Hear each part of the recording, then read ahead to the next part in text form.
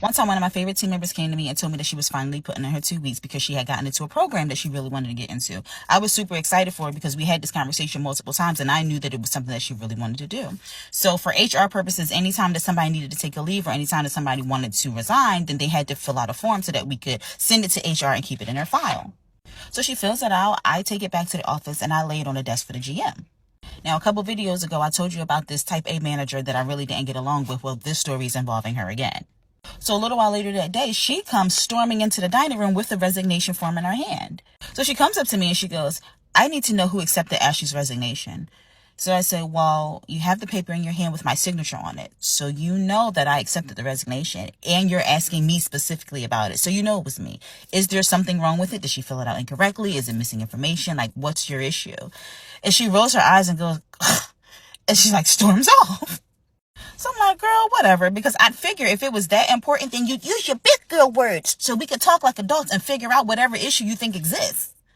And she really went out of her way to avoid me for the rest of the day like it was some type of punishment, but in reality, it was a blessing. Hallelujah. So the next day we had a scheduled managers meeting where we go over like financials, operations, staffing, that type of thing. And so they get to me and ask me if I have anything on the list that I want to discuss. So I'm like, yeah, I wanted to, just remind everyone that Ashley put in her resignation. She's going to be leaving on this date. The GM is like, okay, well, before we get to that, let's just sidestep for a minute.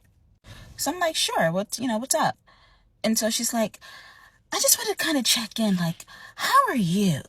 Like just with the transition and joining the team and integrating with us and doing things the way that we usually do it here. Like, how are you feeling? Like, how are you? How's everything going?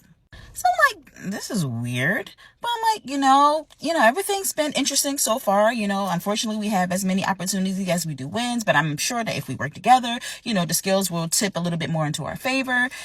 Giving her corporate answers because she's asking me stupid corporate questions. And she goes on like this for another 4 minutes, like asking me the same question just in different ways. So eventually I'm annoyed and I'm like, hey, like, did something happen that's causing you to ask me these questions? Like, and if so, would you like to just go ahead and attack it head on so that we can find a solution so that it no longer presents as an issue? Like, what's going on? Type A jumps in and says, this whole resignation thing is going to be a problem for us. I don't know what you were thinking, but I would have never accepted that resignation right now. So I'm like, what? What do you mean that you would have never accepted the resignation? We don't have a choice. She goes, well, if you were aware of all of the events we have coming up soon, then you would know that now is not the best time to lose our strongest server. So I said, well, for one, I'm very aware.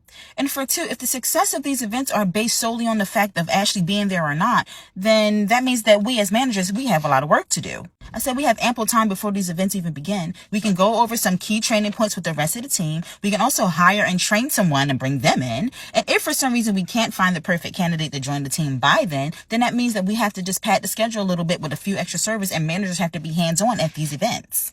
And so she goes, well, we wouldn't have to do any of that if you just denied the resignation in the first place. So I said, well, who am I to deny someone to move on with their life? And she says, well, I guess it all depends on if you're a team member or are you a manager? So I say, I manage a restaurant. I don't manage people's lives. I don't know if you're aware, but this is just a stepping stone for some people. Some people just need to do this job to put food on the table. This is my career. This is your career. This is what we chose. And I think that we have to know that and we have to respect that.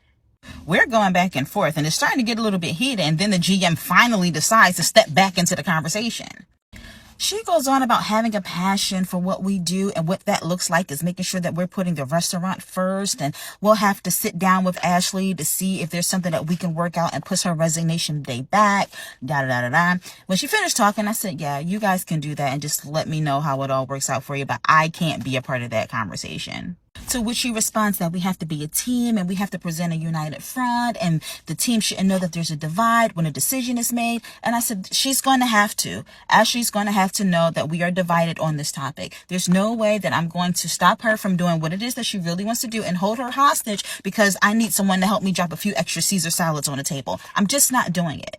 And they went. And they had a conversation with Ashley. And after that conversation, we never saw Ashley again. And we were down somebody for the events anyway. Restaurant managers take themselves way too seriously.